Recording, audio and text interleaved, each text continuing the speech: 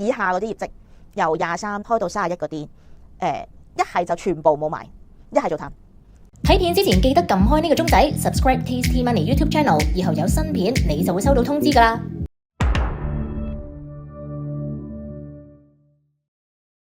嗱，阿里亦都抽緊啊！阿里而家126個1，頭先最低係123個半，穿咗上一轉咧嗰個低位125個1。咁如果佢企得到125個1咧，你咪同佢玩下咯。但係我覺得我今朝睇大行報告啦，有啲咧就唱淡嘅，但係我咁啱我比較會留意高盛同埋大摩嘅睇法咧，兩間咧都係睇好嘅，係啦，即係覺得一隻咧就係跑贏大市啦嚇，大摩比我唔記得咗俾小編添，係啦，另一間咧就即係都係俾買入評級啦。阿里咧有冇咩？阿里就冇咁齊頭嘅，因為佢就穿咗個底，但係唔知未穿啦，125蚊個位。咁所以阿里個位就難睇少少，冇騰訊500蚊個位咁睇，因為下面有個比較長嘅密集區咧，應該喺126蚊至120蚊個位。咁所以我睇如果你話下行嗰個區間應該120蚊有強大支持，亦都係伴隨住恒指唔穿1萬嗰啲位。係下個禮拜啲業績咧有咩好玩先？平保係下個星期啊，嗱，因為你要出晒㗎啦，去到31號嗰日嚇，航空股就冇搞啦，航空股你個油又咁即係咁貴，加埋咧即係而家戰事咁樣飛唔到啦，係啊，即係航空股就真係冇搞。望下先，恒地、華潤，哎呀，三花指控真係慘啊！三花指控啲機械人咧，你唔覺得最近好弱？即係完全係冇晒之前嗰種咩春晚之前咧，係咁冚冚聲，即係大家顧住要買咧，冇晒嗰啲錢啊！跟住啲藥股咧去咗一陣，而家又休息緊，係啊，就嚟出呢個藥明啦，係藥明康德、藥明合聯嗰堆。你問2577，我冇興趣買嘅，即係我會覺得呢個市咧，大家 miss 咗啲焦點，係 miss 咗啲焦點。其實淨係炒金屬啊、商品啊，即係油啊嗰堆啦，跟住可能 Bitcoin 係嘛，跟住就已經係個市。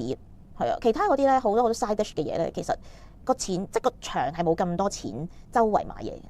係啊，你見到咧個市一唔得，啲嘢就去下半新股，去下藥材就玩下就走噶啦。即係話俾你聽，個場根本啲錢都係嗰堆錢嚟，咁唔會有新錢噶嘛？你打仗大家睇唔到前景，冇新錢嘅情況底下，你買到咁偏，你就真係要好好彩先得咯。係啊，即係就算你話平保啊、939啊嗰堆咧，我都覺得唔係市場焦點嚟嘅。其實即係賭業績。我62個半覺得佢企唔穩，我都唔想買平保。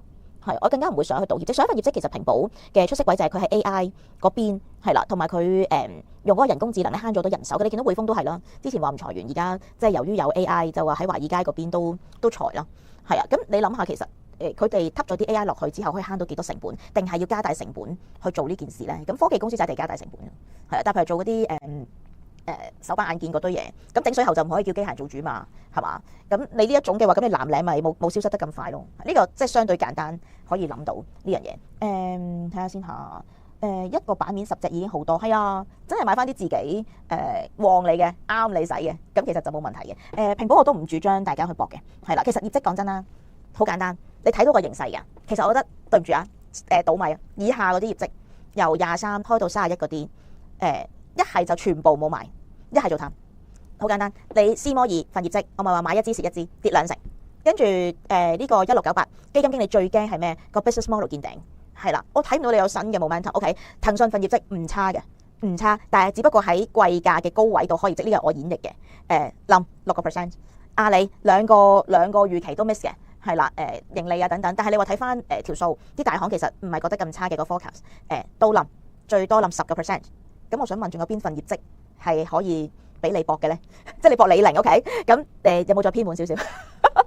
點搏啊？我記得有幾年咧，有3年咧，我都唔買業績股嘅，因為咧我覺得出親嚟都唔放靚仔，因為之前有啲個基數低嘅，咁你開出嚟，咁你可能係增長1倍啊，出咗盈喜咁就有得倒下。但係你而家你見到呢啲龍頭嘅都唔得，跟住一啲比較 concept 嘅，即係做音樂啊，頭先講緊係霧化電子煙嗰啲咧，哇咁樣使我2成，咁揾邊個同你賭咧？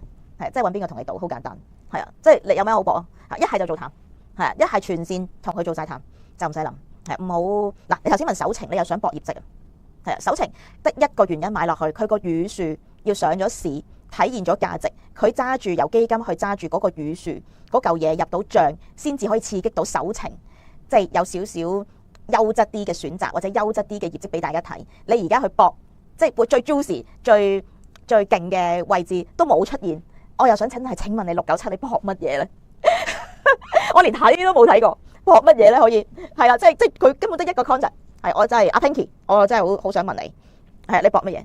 多謝你睇到嚟呢度啊！記得撳埋呢個鐘仔 ，subscribe 我哋 YouTube channel Tasty Money 港股直播室，將賺錢變得輕鬆簡單。